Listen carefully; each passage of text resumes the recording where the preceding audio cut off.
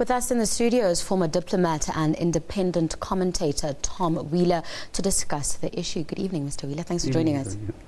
Now, how significant is this meeting for South Africa?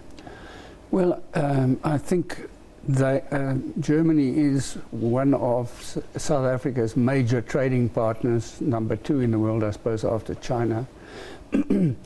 Also, there are many German companies in South Africa, 600 approximately, with who create 100,000 job opportunities.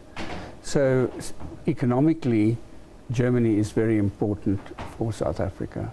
Now, you've just mentioned how strong a trading partner Germany is for South Africa. What's the narrative that South Africa should, be communicating to Germany during this visit specifically?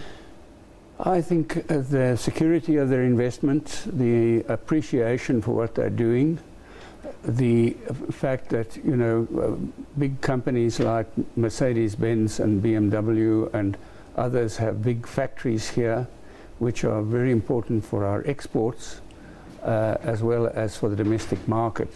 So we appreciate what they are doing by having confidence in South Africa as an investment destination, but also a trading partner.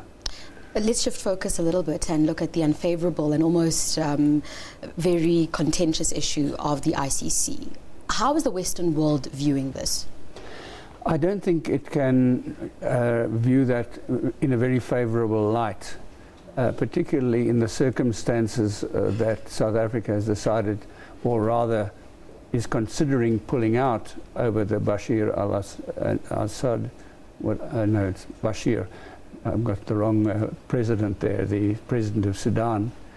And I think that it doesn't South Africa's international reputation no good to go the way it seems to be going. But there's some way to go yet. It requires action by Parliament, and maybe it won't happen. We can only wait and see. What do we expect Germany to do in this regard? I don't know that they will do anything. Perhaps during the conversation between Angela Merkel and President Zuma, she will encourage him not to take that step, not to leave the ICC, because in line with our human rights policy, we shouldn't be doing things that make it easier for violators of human rights, like the president of Sudan, to get away with it. Let's look at the migrant crisis. Why is it important for us as South Africa? A migrant crisis? Yes, Europe's migrant crisis. I don't think it is particularly directly important, but we have a similar situation here where people from Africa come into South Africa, and we must just hope that the expressions of xenophobia that we've experienced in South Africa don't happen in Europe. There is some signs that it will happen in some European countries, but Germany is the exception, where they've actually been welcoming migrants in there. They have an aging population, and for a long time they've had to bring in workers from other countries to fill in the gaps. At one time, certainly shortly after the Second World War, it was from Italy, later on from Turkey, and now they'll probably take these people from Syria. Mr. Wheeler, what can we learn from Germany? Hard work and accuracy, that they're very precise in what they do. And if we follow that and don't fall all over the place, we can do well. Lastly, I want to touch on AGOA. On Thursday, President Barack Obama announced that South Africa would be cut off in 60 days. Do we have any recourse here, or is it really over this time? I know the DTI is saying that they are in talks and they are taking this seriously, but what is going to happen from here on? Well, we can only go back to what Minister Rob Davies, Minister of Trade and Industry, said, that the talks are going on. This is a veterinary matter.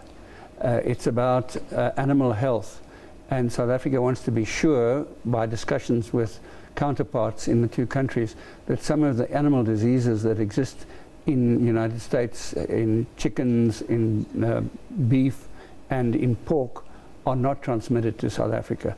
And that conversation is ongoing, but according to what he said, we should be ready before the cut-off date, which is the end of December. Would you say that President Barack Obama making that announcement was a little harsh? I think it was probably just to put a bit of pressure on South Africa. But, you know, and it is very important for South Africa to continue to be a beneficiary of AGOA, our wine, our motor cars that I referred to, and so on. All these things should need us to be able to continue to get the benefits of AGOA. So I think there's a recognition on the South African side that we do have to resolve this before the end of the year. Mr. Wheeler, unfortunately, we've run out of time. Thank you so much for joining us.